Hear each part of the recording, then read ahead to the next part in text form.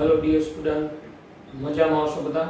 Chemistry no આજનો આપણો lecture states of matter દ્રવ્ય અવસ્થામાં આગળ વધીએ તો છેલ્લે આપણે વિવિધ પ્રકારના બળોની પ્રબળતાની વાત કરેલી હતી, બરાબર છે। અંડરવાલ્સ આકર્ષણ બળો આપણે જોયા હતા, એની ઇન્ટરેક્શન એનર્જી અને આર વચ્ચેનો રિલેશન શું હોય એની વાત કરેલી હતી। જે આપણે સ્ટાર્ટ કરીએ, આ બળોની પ્રબળતાનો આધાર શેના ઉપર હોય? જેમ કે લંડન બળ, तो लंडन बळोनी प्रबळतानो आधार शेना उपर होय? लंडन बळोनी प्रबळता एक तो साइज कद, तो लंडन बळनी प्रबळता एक कदना समप्रमाणमां होय। जेम अणु के परमाणुना कद વધતા જાય એમ એ અણુ અણુ વચ્ચેનું અંતર ઘટતું જાય। અંતર ઘટવાને કારણે એ બે અણુ અણુ કે પરમાણુ વચ્ચે આકર્ષણ વધે, એટલે લંડન બળની પ્રબળતા વધે। જેમ અણુની સાઇઝ મોટી એમ લંડન બળની પ્રબળતા વધુ। એનું કારણ શું હોય? તો જેમ અણુ કે પરમાણુની સાઇઝ વધે એમ એનું ઇલેક્ટ્રોન વાદળ વધુ ફેલાય। એનું ઇલેક્ટ્રોન વાદળ વધુ ફેલાય એટલે પરિણામે એનું ઇલેક્ટ્રોન વાદળ બીજા અણુ કે પરમાણુના કેન્દ્ર તરફ આકર્ષે, એટલે એમાં ધ્રુવીભવન, એટલે સરળતાથી ધ્રુવીભવન આમ સાઇઝ વધવાને કારણે। આ ઉપરાંત લંડન બળની પ્રબળતા ડાયરેક્ટલી પ્રોપોર્શનલ ટુ મોલેક્યુલર માસ, એટલે કે આણ્વીય દળ। જેમ આણ્વીય દળ વધે એ પણ આપણે ખબર છે કે જેમ આણ્વીય દળ વધશે એમ અણુ મોટા કદનો થવાનો છે, એટલે આણ્વીય દળ વધે, લંડન બળની પ્રબળતા વધે। પરમાણુ હોય તો પરમાણ્વીય દળ વધે। સમૂહ 14 માટેના જો અણુ મિથેન, SiH4 જેને સિલેન કહેવાય, GH4 જેને જર્મેન કહેવાય, તો જર્મેનિયમ હાઇડ્રાઇડ, સિલિકોન હાઇડ્રાઇડ અને મિથેન। तो आनी अंदर जो कार्बन, सिलिकॉन और जर्मेनियम, तो समूह 14 ना तत्वों, तो कार्बन પછી નીચે સિલિકોન આવે, સિલિકોન પછી જર્મેનિયમ આવે, તો સમૂહમાં ઉપરથી નીચે તરફ જઈએ એમ કદ વધે। તો મિથેન કરતા SiH4 મોટા કદનો, SiH4 કરતા GH4 મોટા કદનો। તો મિથેનના અણુ અણુ વચ્ચે જે અંતર હોય એના કરતા SiH4 ના અણુ અણુ વચ્ચે અંતર ઓછું હોય, એટલે આકર્ષણ વધુ હોય, बराबर। एना करता GH4 માં અણુ અણુ વચ્ચે અંતર ઓછું, વાન્ડરવાલ્સ આકર્ષણ બળ લંડન બળ પ્રબળ હોય। તો મિથેન થી GH4 તરફ જતા આણ્વીય કદ વધે, લંડન બળોની પ્રબળતા વધે, ઉત્કલન બિંદુ વધે, બરાબર। મિથેન થી GH4 તરફ જતા આણ્વીય કદ વધે, લંડન બળોની પ્રબળતા વધે, તેને કારણે જ ઉત્કલન બિંદુ વધે। એટલે મિથેનના અણુ અણુને દૂર કરવા માટે જે તાપમાન જોઈએ એના કરતા SiH4 ના અણુ અણુને દૂર કરવા માટે વધુ તાપમાન જોઈએ, એના કરતા GH4 ના અણુને દૂર કરવા માટે વધુ તાપમાન જોઈએ, બરાબર। પછી સમૂહ 18 માટે હિલિયમ થી ઝીનોન। હિલિયમ સમૂહ 18 માં પ્રથમ તત્વ, નીચે તરફ જઈએ એમ કદ વધતું જાય પરમાણુનું, परमाणु जेम कद વધે એમ બે પરમાણુ વચ્ચેનું અંતર ઘટે, અંતર ઘટે એટલે એમની વચ્ચેનું લંડન બળ આકર્ષણ બળ વધે। તો પરમાણુય કદ વધે, ઇલેક્ટ્રોન વાદળનું કદ વધે, લંડન બળની પ્રબળતા વધે, ઉત્કલન બિંદુ વધે। એટલે આ આકર્ષણ બળોને આધારે ઘણા એવા અણુઓ છે કે ઘણા સમૂહના પરમાણુઓ છે એના ઉત્કલન બિંદુ સમજાવી શકાય લંડન બળોને આધારે, બરાબર। આ સિવાયને ઉત્કલન બિંદુ માટે અન્ય અસર કરતા પરિબળો છે, હાઇડ્રોજન બંધ ને એવા હોય તો આ લંડન ફક્ત લંડન બળ હોય એના કરતા કોઈ હાઇડ્રોજન બંધ હોય તો એ પ્રબળ એના ઉત્કલન બિંદુ હોય, કારણ કે લંડન બળ કરતા હાઇડ્રોજન બંધ છે એ પ્રબળ છે, બરાબર। તો આ રીતે લંડન બળની પ્રબળતાનો આધાર કદ આણ્વીય દળ ઉપર રહેલો છે, તો એ આપણે ખબર હોવી જોઈએ, ઓકે। ત્યારબાદ અણુઓનો ભૌમિતિક આકાર, જીઓમેટ્રી ઓફ મોલેક્યુલ્સ। અણુઓનો ભૌમિતિક આકાર કેવો છે એના ઉપર પણ આધાર હોય। ઉદાહરણ આપું તમને, નોર્મલ પેન્ટેન એટલે 5 કાર્બન સિંગલ બંધથી એક જ રેખામાં જોડાયેલા હોય, જ્યારે કે CH3 CH2 CH2 CH2 CH3 એને નોર્મલ પેન્ટેન કહેવાય। અને નિયો પેન્ટેન, તો નોર્મલ પેન્ટેન અને આ નિયો પેન્ટેન આ બંને એકબીજાના સમઘટક હોય, એટલે બેના અણુસૂત્ર સરખા હોય, બેના આણ્વીય દળ સમાન હોય, પરંતુ ઉત્કલન બિંદુ છે નોર્મલ પેન્ટેનનું નિયો પેન્ટેન કરતા વધારે હોય। એનું એના માટે જવાબદાર પરિબળ એના આકાર. જેમ કે નોર્મલ પેન્ટેનમાં આ રીતે શૃંખલા હોય, આ રીતે શૃંખલા હોય એટલે આ બધાનું ઇલેક્ટ્રોન વાદળ આ રીતે થાય. ઇલેક્ટ્રોન વાદળ, આ એનું ઇલેક્ટ્રોન વાદળ થયું. તો જો આના ઉપરથી કહી શકાય કે નોર્મલ પેન્ટેનના અણુઓ એકબીજાના કોન્ટેક્ટમાં વધુ હશે, કારણ કે એનો શેપ જો તમે મોટું કદ થાય. જ્યારે નિયોપેન્ટેનમાં આ નિયોપેન્ટેન, બરાબર, નિયોપેન્ટેનમાં આનું ઇલેક્ટ્રોન વાદળ આ રીતે સ્ફેરિકલ થાય, ગોળ થાય.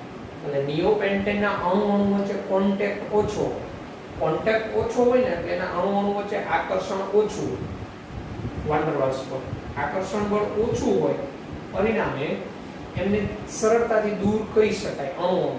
એના ઉત્કલન બિંદુ નીચા હોય, એટલે નિયોપેન્ટેનના ઉત્કલન બિંદુ નોર્મલ પેન્ટેન કરતા નીચા હોય. શા માટે? તો નોર્મલ પેન્ટેનના અણુઓ વચ્ચે સંપર્ક વધુ હોય. કેમ સંપર્ક વધુ હોય? આ એનો શેપ.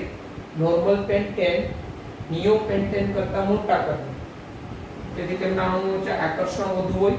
અણુઓ વચ્ચે આકર્ષણ વધુ હોય એટલે એના ઉત્કલન બિંદુ વધુ હોય.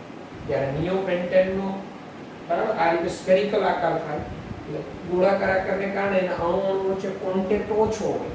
એટલે નિયોપેન્ટેનના અણુઓ વચ્ચે આકર્ષણ ઓછું હોય. આકર્ષણ ઓછું હોવાને કારણે એના ઉત્કલન બિંદુ નોર્મલ પેન્ટેન કરતા નીચા હોય.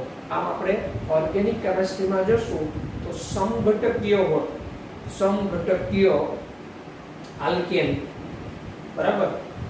તો સમઘટકીય આલ્કેન હોય એમાં નોર્મલના ઉત્કલન બિંદુ આઈસો કરતા વધુ, આઈસોના નિયો કરતા. ટૂંકમાં જેમ આ શૃંખલામાં શાખા વધતી જાય ને એમ અણુ છે એ ગોળાકાર થતો જાય. અણુ ગોળાકાર થતો જાય ને એટલે અણુ વચ્ચે વાન ડેર વાલ્સ આકર્ષણ બળ નિર્બળ બને, લંડન બળ, બરાબર. આ અધ્રુવ્ય છે, આ અધ્રુવ્યમાં જ આવે. આ નોર્મલ પેન્ટેન અણુ વચ્ચે ફક્ત વાન ડેર વાલ્સ આકર્ષણ બળનું લંડન બળ જ હોય. આમાં લંડન બળ આના કરતા પ્રબળ હોય. એનું કારણ એનું કદ, એનો આકાર. આનો આકાર આ મુજબ થાય, જ્યારે આનો આકાર સ્ફેરિકલ થાય. નાના અણુઓ વચ્ચે કોન્ટેક્ટ વધે, કોન્ટેક્ટ વધે, આકર્ષણ વધે, આકર્ષણ વધે એટલે દૂર કરવા માટે વધુ તાપમાન આપવું પડે. એટલે આ રીતે ઓર્ગેનિકમાં જ્યારે સમઘટકીય હોય ને ત્યારે જોવાનું, જેમ શાખા વધે એમ ઉત્કલન બિંદુ ઘટે. જેમ શાખા વધે, બરાબર. આ એક શૃંખલા કરે, એમાં જેમ શાખા વધતી જાય એમ ઉત્કલન બિંદુ ઘટે, જે આપણે ઓર્ગેનિક કેમિસ્ટ્રીમાં એક વાત આવશે. એટલે અણુઓનો આકાર પણ લંડન બળની પ્રબળતા પર અસર કરે. ઓકે. તો ત્યારબાદ આપણે દ્વિધ્રુવીય આકર્ષણ બળો છે, એની પ્રબળતાનો આધાર શેના ઉપર હોય એ આપણે જોઈએ. જો ત્યારબાદ દ્વિધ્રુવીય બળોની પ્રબળતાનો આધાર. દ્વિધ્રુવીય બળોની પ્રબળતા એક તો અણુની ધ્રુવીયતા, પોલારિટી કેવી છે. ટૂંકમાં દ્વિધ્રુવ ચાર્જ માત્રા કેટલી છે. જેમ દ્વિધ્રુવ ચાર્જ માત્રા વધુ એમ અણુની ધ્રુવીયતા વધુ. અણુની ધ્રુવીયતા વધુ એમ અણુ વચ્ચે દ્વિધ્રુવીય આકર્ષણ બળ પ્રબળ. અને બીજું અણુનો આકાર, અણુની ભૂમિતિ આમાં અસર કરે. અણુની ધ્રુવીયતા અને દ્વિધ્રુવીય આકર્ષણ બળની પ્રબળતા સમપ્રમાણમાં હોય. અણુની ધ્રુવીયતા વધે એમ દ્વિધ્રુવીય આકર્ષણ બળની પ્રબળતા વધે. અણુની ધ્રુવીયતા જેમ વધુ હશે એમ એની દ્વિધ્રુવ ચાર્જ માત્રા વધુ હશે. ઉદાહરણ H2S, આ H2S અને આ PH3, આ બેયના આણ્વીય દળ ઘણા ખરા સરખા હોવા છતાં H2S ના ગલન બિંદુ અને ઉત્કલન બિંદુ PH3 કરતા વધુ હોય. તો એનું કારણ શું? તો PH3 ની દ્વિધ્રુવ ચાર્જ માત્રા 0.55 ડીબાઈ છે, જ્યારે H2S ની દ્વિધ્રુવ ચાર્જ માત્રા 1.10 ડીબાઈ છે. એટલે ઓલમોસ્ટ આના કરતા દ્વિધ્રુવ ચાર્જ માત્રા ડબલ થઈ. દ્વિધ્રુવ ચાર્જ માત્રા ડબલ થઈ એટલે H2S ના અણુ વચ્ચે દ્વિધ્રુવીય આકર્ષણ બળની પ્રબળતા વધે. એટલે H2S ના અણુને એકબીજાથી દૂર કરવા માટે વધુ તાપમાનની જરૂર પડે, બરાબર. અને આ બળનો અભ્યાસ કિસોમ કરેલ. કિસોમ વૈજ્ઞાનિક છે, 1912 માં અભ્યાસ કરેલો. એટલે આ બળ જે છે કિસોમ ફોર્સ તરીકે પણ ઓળખાય છે. કિસોમ ફોર્સ તરીકે પણ ઓળખાય, બરાબર. અને આ અસર છે એને સ્થિતિમાન અસર તરીકે પણ ઓળખવામાં આવે. Orientation effect. ઓરિએન્ટેશન એટલે જે તેના સ્થિતિમાન. કઈ રીતના છે જો pH3 છે એની દ્વિધ્રુવ ચાપ માત્રા કેમ ઓછી હશે તો pH3 માં અહીંયા એક જ લોન પેર હોય જ્યારે H2S એક તો અહીંયા બે લોન પેર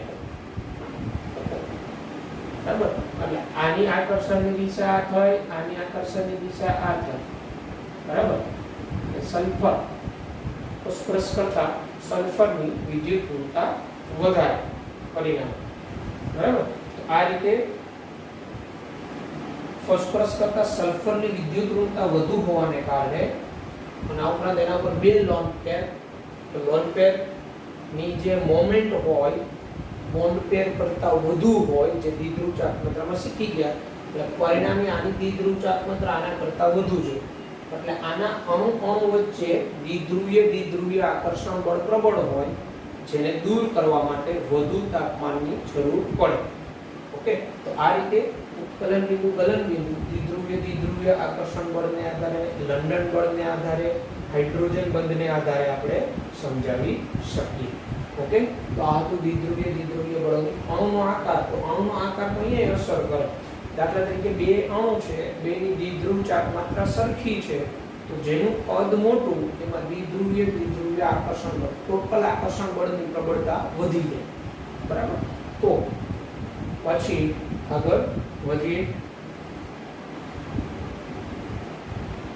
તો ઉષ્મીય ઊર્જા ત્યારબાદ પર્યાય આવે છે ઉષ્મીય ઊર્જા અંગ્રેજીમાં એને થર્મલ એનર્જી કહેવાય ઉષ્મીય ઊર્જા કોને કહેવાય તો કોઈ પણ પદાર્થની ઉષ્મીય ઊર્જા તેના પરમાણુ કે અણુઓની ગતિમાંથી ઉદ્ભવે પરમાણુ કે અણુઓની ગતિમાંથી ઉદ્ભવતી ઉષ્મા અથવા ઊર્જાને ઉષ્મીય ઊર્જા કહેવાય અંગ્રેજીમાં થર્મલ એનર્જી અને આપણે બધાને ખબર છે અણુ પરમાણુઓની ગતિ ક્યારે વધે તાપમાન વધે તો તાપમાન વધે એટલે અણુઓની મૂવમેન્ટ વધે અણુની મૂવમેન્ટ વધે એટલે ઉષ્મીય ઊર્જા વધે એટલે તાપમાન અને ઉષ્મીય ઊર્જા સમપ્રમાણમાં હોય તાપમાન વધે ઉષ્મીય ઊર્જા વધે આ ઉષ્મીય ઊર્જા અણુ કે પરમાણુઓને એકબીજાથી દૂર ધકેલે બરાબર તે દ્રવ્યની સરેરાશ ગતિજ ઊર્જાનું માપ છે અને તેથી તે કણોની ફેરફાર માટે જવાબદાર છે સરેરાશ ગતિજ ઊર્જાનું માપ છે તે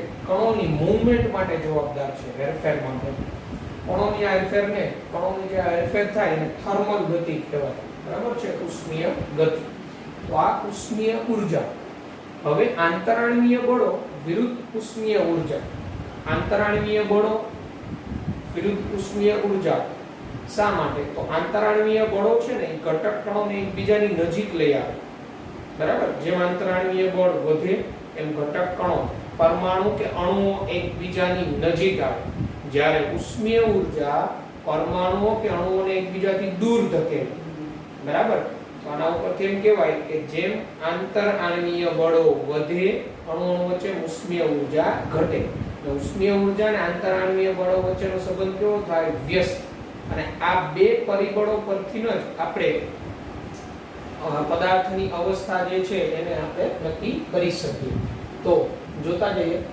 આંતરાણવીય બળો વિરુદ્ધ ઉષ્મીય પારસ્પરિક ક્રિયાઓ તો આંતરાણવીય બળો ઘટક કણોને એકબીજાની નજીક લાવે છે જ્યારે ઉષ્મીય ઊર્જા ઘટક કણોને એકબીજાથી દૂર ધકેલે છે આમ તાપમાન અને ઉષ્મીય ઊર્જા સમપ્રમાણમાં હોય જ્યારે ઉષ્મીય ઊર્જા અને આંતરાણવીય બળો એકબીજાના વ્યસ્ત પ્રમાણમાં એટલે તાપમાન વધે તો ઉષ્મીય ઊર્જા વધે ઉષ્મીય ઊર્જા વધે તો આંતરાણવીય આકર્ષણ બળો ઘટે આમ પદાર્થની અવસ્થા ઉપર આ બે પરિબળો ખૂબ અસર કરે વાયુમાંથી પ્રવાહી પ્રવાહીથી ઘન આમ વાયુથી ઘન તરફ જઈએ ને એમ આંતરાણવીય બળોનો પ્રભાવ વધે એટલે ઘન જ્યારે આંતરાણવીય બળો more greater than and greater than ઉષ્મીય ઊર્જા હોય ત્યારે પદાર્થની અવસ્થા ઘન હોય જ્યારે આંતરાણવીય બળો ગ્રેટર ધેન ઉષ્મીય ઊર્જા હોય ત્યારે પદાર્થની અવસ્થા પ્રવાહી હોય અને આંતરાણવીય બળો અને ઉષ્મીય ઊર્જા ઉષ્મીય ઊર્જા more greater than and greater than આંતરાણવીય બળો હોય ત્યારે વાયુ હોય ત્યારે આ બંને ઊર્જા સમતોલનમાં હોય ત્યારે છે ને પદાર્થની અવસ્થા પ્રવાહીમાં હોય બરાબર આ ઘનથી પ્રવાહીથી વાયુ તરફ જઈએ ઉષ્મીય ઊર્જાનો પ્રભાવ વધે ઘન કરતા પ્રવાહીમાં ઉષ્મીય ઉર્જા વધુ હોય, પ્રવાહી કરતા વાયુ, કારણ કે વાયુના અણુઓની મૂવમેન્ટ વધારે હોય, એની મૂવમેન્ટ વધારે હોવાની અને ઉષ્મીય ઉર્જા એમાં વધુ હોવાની, કારણ કે અણુઓની ગતિમાંથી જ ઉદ્ભવે છે. તો વાયુની અંદર જ અણુ કે પરમાણુની ગતિ વધારે હોય અને તાપમાન વધે તો ઉષ્મીય ઉર્જા વધે. એટલે આ બંને પરિબળો પરથી એમસીક્યુ પૂછી શકાય કે ઉષ્મીય ઉર્જા કેમાં વધુ હશે, ઉષ્મીય ઉર્જા કેમાં સૌથી ઓછી હશે, આંતરાણીય આકર્ષણ બળો શેમાં વધુ હોય. બરાબર. ઘન પદાર્થની અંદર, કારણ કે ઘન પદાર્થમાં ઘટક કણો એકબીજાની ખૂબ નજીક હોય, નજીકથી જકડાયેલા હોય, એટલે આંતરાણીય બળો પ્રબળ હોય, ઉષ્મીય ઉર્જા ઓછી હોય. એટલે આપણે કેવું હોય તો આમ કહી શકાય આંતરાણીય બળો મોર ગ્રેટર ધેન ઉષ્મીય ઉર્જા, તો પદાર્થની અવસ્થા ઘન હોય. હવે આંતરાણીય બળો મોર લેસ ધેન ઉષ્મીય ઉર્જા, તો પદાર્થની અવસ્થા વાયુ હોય અને બે સંતુલન હોય, ઇક્વલ જેવું. આંતરાણીય બળો ઉષ્મીય ઉર્જા, પદાર્થની અવસ્થા પ્રવાહી હોય. આ રીતે આંતરાણીય બળો અને ઉષ્મીય ઉર્જાને આધારે એમસીક્યુ બને કે ઉષ્મીય ઉર્જાનો યોગ્ય ક્રમ કયો, આંતરાણીય બળોનો યોગ્ય ક્રમ કયો, તો પદાર્થની અવસ્થાઓ પરથી જઈ શકીએ. ઓકે, તો આપણે આંતરાણીય બળ, ઉષ્મીય ઉર્જા શું છે એ ખબર હોવી જોઈએ. તો ત્યારબાદ આપણે વાયુમય અવસ્થા આવે છે, ગેસિયસ સ્ટેટ. તમારી ટેક્સ્ટ બુકમાં 135 નંબરના પેજ ઉપર આપેલું છે, જે તમે વાંચશો તો ખ્યાલ આવી જશે. બરાબર છે. વાયુમય અવસ્થા, આપણે એના ગુણધર્મ તો જોઈ ગયા છીએ. તો જો હું વાંચીને સંભળાવી દઉં તમને. દ્રવ્યની સૌથી સરળ અવસ્થા, આપણે જીવન પર્યંત હવાના મહાસાગરમાં ડૂબેલા રહીએ છીએ, તે હવા વાયુઓનું મિશ્રણ છે. વાતાવરણના સૌથી નીચા સ્તરમાં આપણે જિંદગી વિતાવીએ, વાતાવરણ જેને ટ્રોપોસ્ફિયર કહેવાય છે. પૃથ્વીની સપાટી સાથે ગુરુત્વાકર્ષણ બળથી વીંટળાયેલું છે ટ્રોપોસ્ફિયર. વાતાવરણનું આ પાતળું સ્તર જિંદગી માટે અત્યાવશ્યક છે. તે આપણા માટે નુકસાનકારક વિકિરણો સામે ઢાલ તરીકે વર્તે છે. તે ડાયોક્સિજન, ડાયનાઇટ્રોજન, કાર્બન ડાયોક્સાઇડ, પાણીની બાષ્પ વગેરે ધરાવે છે. આપણે હવે તાપમાન અને દબાણની સામાન્ય પરિસ્થિતિમાં વાયુમય અવસ્થા ધરાવતા હોય તેવા પદાર્થની વર્તણૂક પર ધ્યાન કેન્દ્રિત કરીએ. તો આ લાક્ષણિકતાઓ આપણે વાયુની બધા ભણી ગયા છીએ. બરાબર. અને આવત પુસ્તકમાં 11 તત્વો જે વાયુ તરીકે અસ્તિત્વ ધરાવે સામાન્ય તાપમાન અને દબાણ, એમાં સમૂહ ક્રમાંક 1 માં હાઇડ્રોજન, 15 16 17 માં નાઇટ્રોજન, ઓક્સિજન અને ક્લોરીન, 18 ના બધા helium, neon, argon, krypton, xenon, radon. આમ 11 તત્વો છે એ વાયુમય અવસ્થા ધરાવે છે સામાન્ય તાપમાન અને દબાણની પરિસ્થિતિઓ. અને વાયુઓના ગુણધર્મ તમને ખબર છે, ખૂબ જ સંકોચનીય હોય, એટલે એને કમ્પ્રેસ કરી શકાય. બધી જ દિશાઓમાં એક સરખું દબાણ ધરાવે. વાયુઓને ઘન પ્રવાહી કરતા ઘણી ઓછી ઘનતા હોય. તમને ત્રણેયના ગુણધર્મો કોષ્ટક દ્વારા આગળના લેક્ચરમાં સમજાવેલા છે. વાયુના કદ અને આકાર નિશ્ચિત હોતા નથી. જે પાત્રમાં ભરો એવો પાત્રનો આકાર એ ધારણ કરે અને એ પાત્રનું કદ એ પ્રાપ્ત કરે. વાયુઓ એકબીજામાં કોઈ પણ જાતની યાંત્રિક મદદ વગર એકસરખી રીતે અને બધા જ પ્રમાણમાં સંપૂર્ણ મિશ્ર થાય. વાયુઓ એકબીજામાં સરળતાથી મિશ્રણ થઈ શકે. આમ આ વાયુઓ જે છે એના ઉપર દબાણ, કદ, તાપમાનની શું અસર થાય એનો અભ્યાસ જુદા જુદા વૈજ્ઞાનિકોએ કરેલો છે. બરાબર. અને એના માટેના નિયમો આપેલા છે, જે વાયુના નિયમો તરીકે ઓળખાય છે.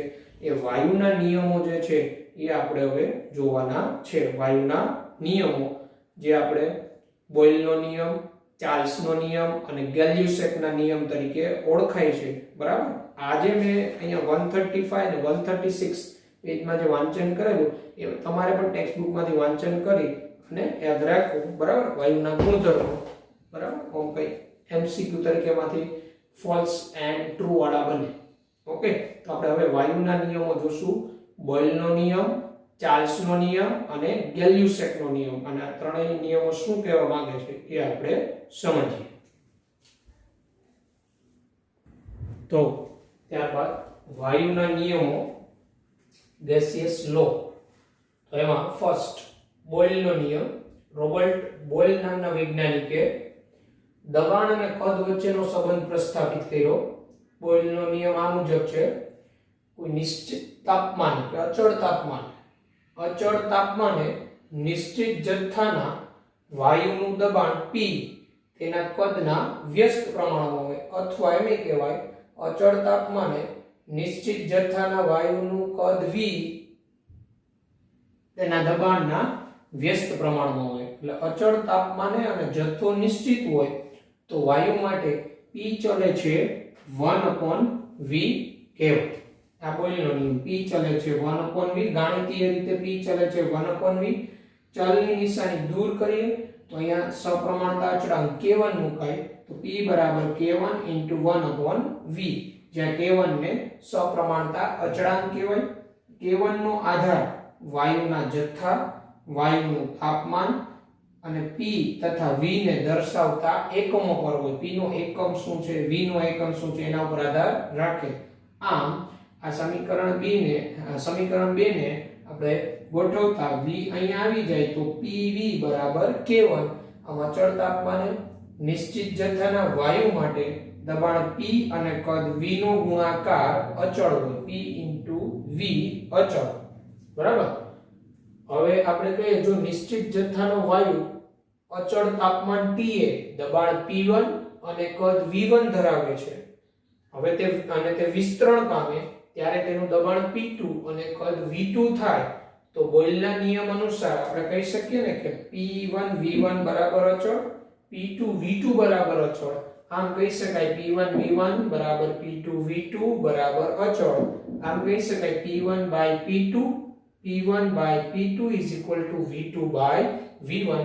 આ જે સૂત્ર છે એ આપને કોઈ અચળ તાપમાને નિશ્ચિત જથ્થાના વાયુ માટે શરૂઆતનું દબાણ P1 આપ્યું હોય, અંતિમ દબાણ P2 આપ્યું હોય, કદ V2 આપ્યું હોય તો V1 મળે, V1 આપ્યું હોય તો V2. આમ આમાંથી કોઈ પણ ત્રણ રાશિ આપેલી હોય તો ચોથું આપણે મેળવી શકીએ. આ સૂત્ર આપણે દાખલાઓ ગણવા માટે પણ ઉપયોગી થશે. બરાબર છે. હવે આપણે આ જે છે બોયલના નિયમમાં દબાણ P નો અને ઘનતા સાથેનો સંબંધ આપણે દર્શાવીએ અને બોયલના નિયમની ગ્રાફિકલી રિપ્રેઝન્ટેશન આલેખ દ્વારા બરાબર જુદા જુદા એ આપણે સમજીએ. તો બોયલના નિયમની ગ્રાફિકલી રજૂઆત, ગ્રાફ દ્વારા રજૂઆત. બોયલનો નિયમ શું હતો? P ચલે છે 1/V. P વધે તો V ઘટે, V વધે તો P ઘટે.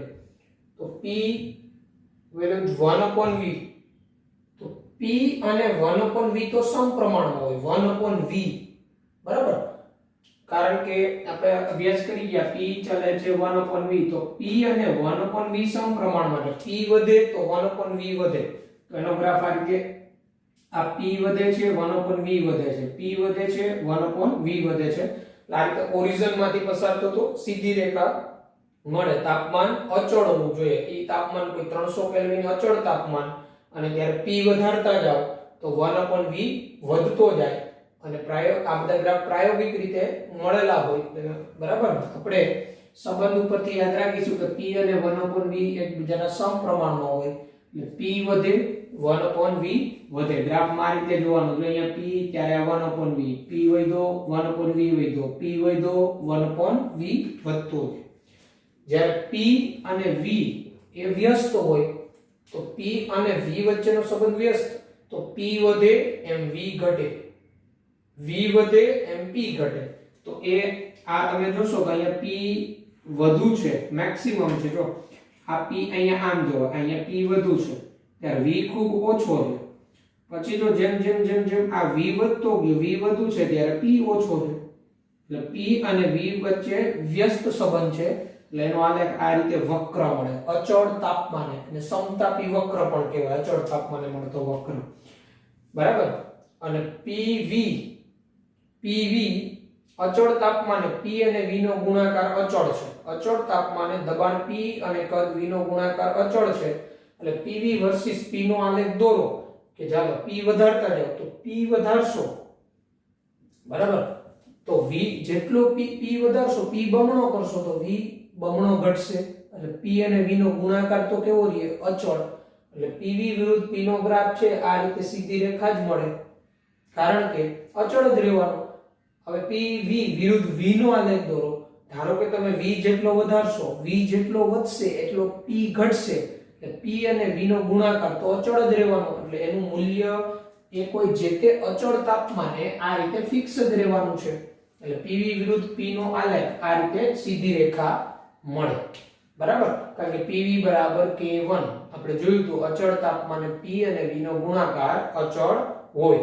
હવે જુદા જુદા તાપમાને, જુદા જુદા અચળ તાપમાને, જેમ કે 200 કેલ્વિન, 300 કેલ્વિન, 400 કેલ્વિન એમ તાપમાન વધારતા જઈએ તો P વિરુદ્ધ V નો આલેખ, તો P વિરુદ્ધ V નો આલેખ વક્ર જ આવે, પણ 200 કેલ્વિન તાપમાને જે વક્ર હોય એના કરતા 300 કેલ્વિને થોડું વધે, 300 કરતા 400 એ વધતો જાય એમ વક્ર. બરાબર છે. આ રીતે P વિરુદ્ધ V નો આલેખ જુદા જુદા અચળ તાપમાને જેમ તાપમાન વધતું જાય એમ વક્ર અપ તરફ જતો જાય, કારણ કે તાપમાન વધશે ને એમ દબાણ વધે, તાપમાન વધે એમ કદ વધે. એટલે જે તે 200 કેલ્વિન તાપમાને આ જે મૂલ્ય હોય એના કરતા 300 કેલ્વિન તાપમાને મૂલ્ય વધે, એના કરતા 400 કેલ્વિને વધતું જાય. બરાબર. પછી P વિરુદ્ધ 1/V નો આલેખ જુદા જુદા તાપમાને, જેમ કે T1 તાપમાન P વિરુદ્ધ 1/V, એટલે P ચાલે છે 1/V સમપ્રમાણમાં છે, એટલે P વધશે એમ 1/V વધશે, પણ કોઈ T1 તાપમાને, તો T1 તાપમાને જે એની સીધી રેખા આવે એના કરતા T2 તાપમાને થોડી અપ આવે, T2 કરતા T3 એ થોડી અપ આવે. એનું કારણ જેમ તાપમાન વધે એમ દબાણમાં વધારો થાય, તાપમાન વધે એમ દબાણ વધે. બરાબર, દબાણ વધે તો કદમાં શું થવાનું છે? ઘટાડો થવાનો છે. બરાબર, કદમાં ઘટાડો થાય તો 1/V માં શું થવાનું છે?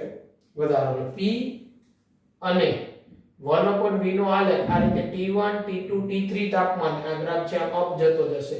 અહીંયા T3 greater than T2 greater than T1. બરાબર, T3 greater than T2 greater than T1, કારણ કે P અને T સમપ્રમાણમાં, જેમ તાપમાન વધશે ને P વધતો જશે, જે તે તાપમાને P વધશે 1/V પણ વધે. ઓકે. ત્યારબાદ ઘનતા અને દબાણ વચ્ચેનો સંબંધ શું થાય? તો આપણે જોયું કે દબાણ જેમ વધે એમ વાયુનું કદ ઘટે.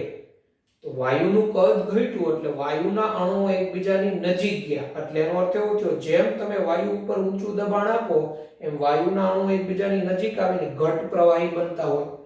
તો વાયુના અણુઓ ઘટ પ્રવાહી બને તો એની ઘનતા વધી કહેવાય.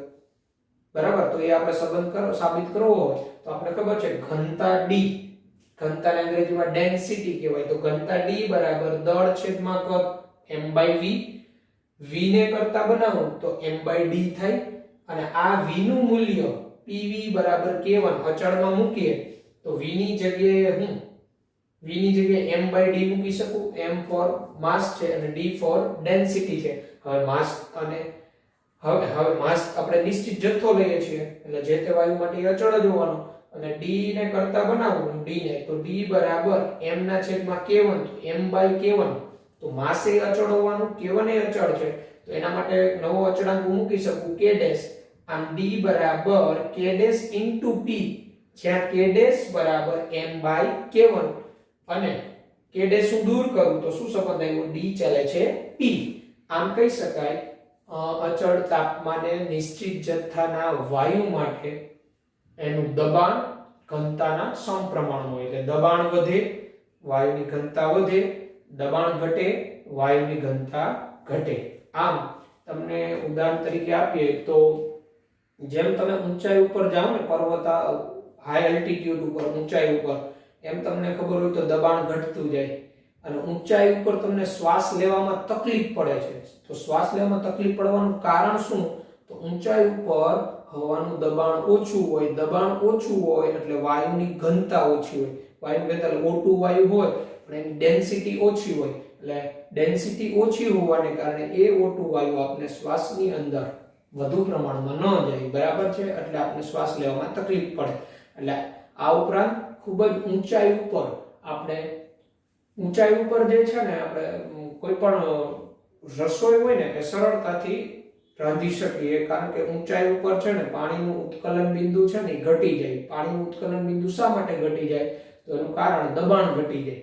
બરાબર, જેમ પ્રવાહી ઉપર દબાણ ઓછું હશે એમ સરળતાથી એ ઉકળે છે. બરાબર છે, એટલે આપણે ઊંચાઈ ઉપર જે છે એ સરળતાથી આપણે જે કાંઈ રસોઈ માટેનો જે સામગ્રી હોય પકવી શકે સરળતાથી. એનું કારણ ત્યાં ઉત્કલન બિંદુ પાણીનું નીચું થઈ જાય. પાણીનું ઉત્કલન બિંદુ નીચું થઈ જાય એટલે ઝડપથી ઉકળે એટલે સરળતાથી રસોઈ રંધાઈ જાય ઊંચાઈ ઉપર. તો એ આપણે બોયલના નિયમને આધારે સમજાવી શકાય. બરાબર છે? તો આ બોયલના નિયમની ગ્રાફિકલ રિપ્રેઝન્ટેશન આપણે ગ્રાફની ખબર હોવી જોઈએ. અને આ ઘનતા d અને દબાણ p વચ્ચેનો સંબંધ અને આ સંબંધ આધારિત પણ આપણે દાખલા ગણવાના આવશે. તો હવે આપણે બોયલના નિયમનું જે ડિફરન્શિએટ સ્વરૂપ હોય, વિકલનીય સ્વરૂપ હોય એ આપણે દર્શાવીએ. બોયલના નિયમનું વિકલનીય સ્વરૂપ. બરાબર છે? વિકલિત સ્વરૂપ કેવું થાય એ આપણે દર્શાવીએ. તો differential form of Boyle's law, બોયલના નિયમનું વિકલનીય સ્વરૂપ. તો PV બરાબર અચળ, જે આપણે જોયું બોયલના રૂલ્સમાં PV બરાબર અચળ. તો PV બરાબર અચળ, તો આને આપણે ડિફરન્શિયલ સ્વરૂપે આ રીતે લખી શકીએ. P ત્યારે કદનો ફેરફાર, P * P અચળ ત્યારે કદનો ફેરફાર એટલે P * dV પ્લસ V અચળ ત્યારે દબાણનો ફેરફાર V * dP. તો P * dV plus V * dP is equal to શું થાય? 0 થવાનું અચળ. બરાબર? તો આને હવે હું આમ લખી શકું P * dV, P dV બરાબર -V * dP થાય. આમ dP by P, આ P અહીંયા જતો રહ્યો તો dP by P is equal to -dV by V થાય. તો આ dP by P is equal to -dV by V. તો આ જે છે એ બોયલના નિયમનું વિકલનીય સ્વરૂપ, ડિફરન્શિયલ સ્વરૂપ કહેવાય. એટલે આપણે કે બોયલના નિયમનું ડિફરન્શિયલ સ્વરૂપ પૂછે તો એ પણ આપણે આવડવું જોઈએ, વિકલિત સ્વરૂપ. ઓકે? તો ત્યારબાદ આપણે આગળ વધીએ તો પછીનો રૂલ્સ આવે છે ચાર્લ્સનો નિયમ. બરાબર? તો ચાર્લ્સનો નિયમ તાપમાન T અને કદ V વચ્ચેનો સંબંધ. તો ગરમ હવાના બલૂનની મદદ વડે હવામાં ઉડવાના પ્રયત્નો પરથી જેક્સ ચાર્લ્સ અને ગેલ્યુસેક નામના વૈજ્ઞાનિકે પ્રયોગો આપેલા વાયુ માટેના ચાર્લ્સનો નિયમ છે તાપમાન T અને કદ V વચ્ચેનો સંબંધ પ્રસ્થાપિત કરે છે. આવો જ ગેલ્યુસેકનો નિયમ તાપમાન T અને દબાણ P વચ્ચેનો સંબંધ આપણે જોશું. એટલે બંનેનો આ ગરમ હવાના બલૂનની મદદથી ઉડી શકાય છે એને આધારે. બરાબર? જેક્સ ચાર્લ્સ આ નિયમ આપેલ. એટલે ટૂંકમાં એને એવું નોંધેલું કે નિશ્ચિત જથ્થાના વાયુ માટે અચળ દબાણે જેમ તાપમાન વધારો ને વાયુનું કદ વધે અને તાપમાન ઘટાડો ને એમ, એટલે કે જેમ જેમ ઠંડુ પાડતા જાઓ એમ વાયુનું કદ જે છે એ ઘટતું જાય. તાપમાન વધે કદ વધે, તાપમાન ઘટે કદ ઘટે. ટૂંકમાં કહેતા ને વિચલે છે T પ્રસ્થાપિત કર્યું પણ અચળ દબાણે. નિશ્ચિત જથ્થા માટે અચળ દબાણે વિચલે છે T. જોતા જઈએ આપણે એના અવલોકન શું કરેલું. આપણે નોંધેલું કે તાપમાનમાં પ્રત્યેક 1 અંશના વધારા સાથે, તાપમાનના પ્રત્યેક 1 અંશ સેલ્સિયસના વધારા સાથે કદ 0 અંશ સેલ્સિયસ તાપમાને રહેલા 0 અંશ સેલ્સિયસ તાપમાને રહેલા મૂળ કદના 1/273.15 જેટલો વધારો દર્શાવે. આવું નોંધેલું કે તાપમાનમાં પ્રત્યેક 1 અંશનો વધારો કરીએ ને તો 0 અંશ સેલ્સિયસ તાપમાનેનું જે મૂળ કદ હોય એ મૂળ કદના 1/273.15 જેટલો વધારો દર્શાવે. જેને આપણે ગાણિતિક રીતે દર્શાવવું હોય તો સમજીએ. જો 0 અંશ સેલ્સિયસ અને T અંશ સેલ્સિયસ તાપમાને વાયુના કદ અનુક્રમે V0 અને VT હોય, 0 અંશ સેલ્સિયસ એ કદ V0 અને T અંશ સેલ્સિયસ એ કદ VT હોય, તો આપણે એમ કહી શકાય VT બરાબર V0 અને 0 અંશ સેલ્સિયસ જે કદ પણ આપણે T અંશ સેલ્સિયસ જેટલો વધારો કર્યો તો એના અસલ કદ જેટલું હોય મૂળ કદ એટલું તો હોય પ્લસ એમાં કેટલો વધારો દર્શાવે એના અસલ કદના 1/273.15. તો અસલ કદના 1/273.15 એટલે કેટલું થાય? તો એ તો દર 1 અંશ સેલ્સિયસના વધારા સાથે. આપણે અહીંયા કેટલો કીધો? T અંશ સેલ્સિયસ છે. તો અહીંયા T/273.15 V0 એટલે VT બરાબર V0 T/273.15 V0. T બરાબર 1 અંશ સેલ્સિયસ તો અહીંયા 1 આવે, 2 અંશ સેલ્સિયસ તો અહીંયા 2 આવે, 3 અંશ સેલ્સિયસ તો અહીંયા 3 આવે. એમ વધારો થાય. બરાબર. એટલે આ જે છે લખાણ આપેલું આ એનું આપણે સૂત્ર બનાવ્યું. હવે અહીંયા VT બરાબર આ V0, આમાંથી V0 સામાન્ય કાઢ્યો એટલે 1 પ્લસ t ના છેદમાં 273.15 VT બરાબર V0 273.15 બરાબર. સામાન્યનો છેદ લઈએ તો 273.15 પ્લસ t છેદમાં 273.15 અને આ તબક્કે તાપમાનનો નવો માપક્રમ વ્યાખ્યાયિત કરીએ છીએ જેથી કરી T અંશ સેલ્સિયસને નવા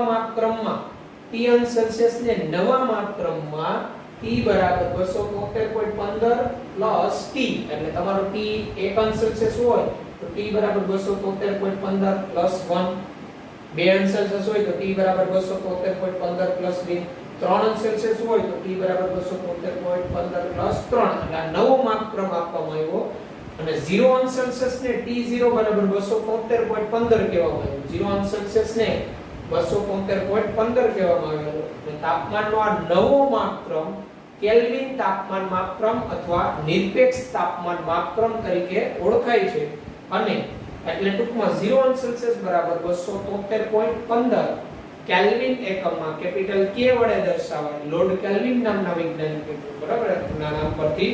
અને આમ આપણો જે કાઈ હવે આપણે અહીંયા આ 273.15 પ્લસ t આને દાખલા તરીકે હું T1 કહી દઉં, કેપિટલ T1, અને 273.15 એને હું T0 કહી દઉં. તો આપણું આ સૂત્ર કેવું થાય? VT બરાબર V0 અહીંયા T1 બાય T0. તો V0 અહીંયા જતો રહે તો VT બાય અહીંયા T1 છે એનું આ બાજુ લઈ લે તો VT બાય T1 અને V0 બાય T0, બરાબર. અને પછી આપણું શરૂઆતનું કદ V1 હોય ત્યારે એનું આપણે તાપમાન T1 આપેલું હોય, અંતિમ કદ V2 ત્યારનું આપણે તાપમાન T2 આપેલું હોય. તો આપણે ચાર્લ્સના નિયમ પરથી એમ કહી શકાય કે V1 ચલે છે T1, V2 ચલે છે T2. આમ V1 by V2 T1 by T2 એ સમીકરણ આપણે લાવી શકીએ. એ સમીકરણ આપણે લઈ આવીએ એના ઉપરથી આપણે કહી શકીએ કે નિશ્ચિત જથ્થાના વાયુ માટે અચળ દબાણે V ચલે છે T અને જેમ T વધે એમ V વધે, બરાબર. અને T જેમ જેમ ઘટે એમ V ઘટે, બરાબર. તો એ આપણે જોઈએ સૂત્ર અને ગ્રાફિકલ રિપ્રેઝન્ટેશન. આમ આગળનું જે આપણું હમણાં સૂત્ર હતું એમાં T0 બરાબર 273.15 કહી દઈએ અને T1 બરાબર 273.15 પ્લસ T. આ T એટલે તમે જેટલા અંશ સેલ્સિયસ વધારો એ. તો આમ સૂત્રમાં તમે જોયું ને 273.15 પ્લસ T હતું અને અહીંયા 273.15 તો T1 by T0 તો VT ના છેદમાં T1 આવે, V0 ના છેદમાં T0 રહે. આ જો આપણું કદ V1 તાપમાન T1 હોય, કદ V2 તાપમાન T2 હોય તો V2 upon V1 બરાબર T2 upon T1 કહી શકાય, બરાબર. આમ V1 upon T1 બરાબર V2 upon T2 થાય. આમ કહી શકાય V by T બરાબર અચળ થાય. તેથી V by T બરાબર અચળ. આમ V બરાબર આ અચળાંક અહીંયા મૂકો આપણે K2 જેને સપ્રમાણતા અચળાંક કહેવાય. આમ V બરાબર K2 * T. K2 દૂર કરો તો V ચલે છે T થઈ ગયું. K2 નું મૂલ્ય વાયુના દબાણ, તેમનો જથ્થો અને કદ દર્શાવતા એકમ પરથી દર્શાવાય. આમ ચાર્લ્સનો નિયમ શું થયો? તો નિશ્ચિત જથ્થાના વાયુનું કદ અચળ દબાણે તેના નિરપેક્ષ તાપમાનના સમપ્રમાણમાં હોય, બરાબર છે. એટલે અને આમ ચાર્લ્સના નિયમની આપણે ગ્રાફિકલી રજૂઆત કરીએ તો V ચલે છે T હોય તો V વિરુદ્ધ T નો ગ્રાફ આ રીતે ઓરિજિન માંથી પસાર થતો સીધી રેખા મળે. T વધે V વધે, V વધે T વધે. આ ઉપરાંત ચાર્લ્સ નામના વૈજ્ઞાનિકે એ પણ નોંધેલું કે વાયુનું કદ આપણે શું કરીએ, વાયુ ઠંડો પડતા જાય, ઠંડા પડતા જાય, ઠંડા પડતા જાય. એટલે વાયુનું કદ શૂન્ય ક્યારે થાય?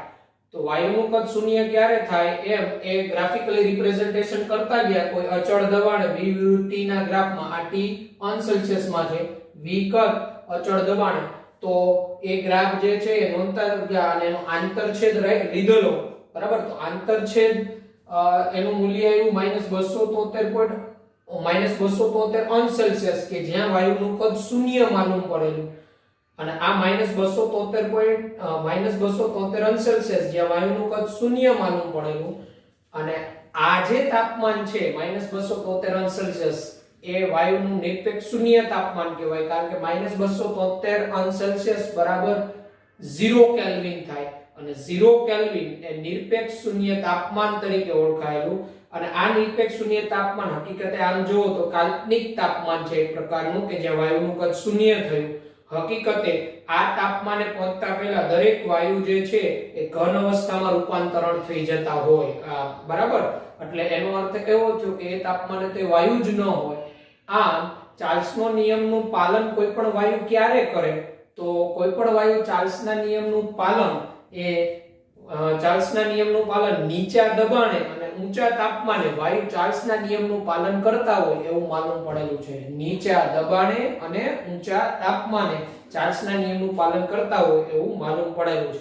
આ ઉપરાંત આપણે નિરપેક્ષ શૂન્ય તાપમાન એટલે કેટલું મૂલ્ય, તો યાદ રાખજો અંશ સેલ્સિયસમાં -273 અને કેલ્વિનમાં 0 કેલ્વિન, જેને નિરપેક્ષ શૂન્ય તાપમાન કહેવાય. અને આ તાપમાન મેળવવું મુશ્કેલ, બરાબર. પણ આ ચાર્લ્સના ગ્રાફ પરથી તો આ આંતરછેદ લેતા ગયા, એટલે ગ્રાફ આ રીતે નીચો આવતો જાય કે t ઘટતું હોય v ઘટતું હોય, નીચો આવતો જાય પછી એનો આંતરછેદ લીધો તો -273 અંશ સેલ્સિયસ કે જ્યાં વાયુનું કદ શૂન્ય માલુમ પડેલું આંતરછેદના મૂલ્ય પરથી, તો એ હકીકતે એ તાપમાન સુધી પહોંચવું જ મુશ્કેલ હોય. એ તાપમાનને તો કોઈ પણ વાયુ હોય એ ઘન સ્વરૂપમાં રૂપાંતર થઈ જતો હોય. આ એક પ્રકારનું કાલ્પનિક તાપમાન મળેલું જે નિરપેક્ષ શૂન્ય તાપમાન તરીકે ઓળખાતું 0 કેલ્વિન, બરાબર.